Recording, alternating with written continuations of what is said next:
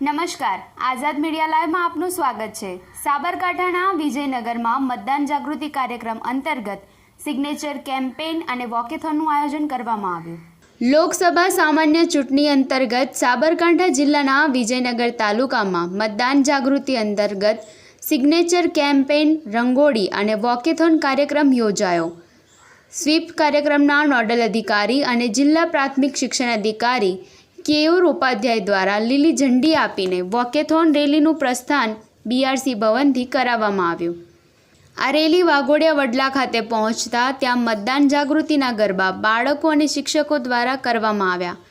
શિક્ષક ભાઈઓ દ્વારા મતદાન જાગૃતિને લગતી રંગોળી અને સિગ્નેચર કેમ્પેઇનનો કાર્યક્રમ કરવામાં આવ્યો।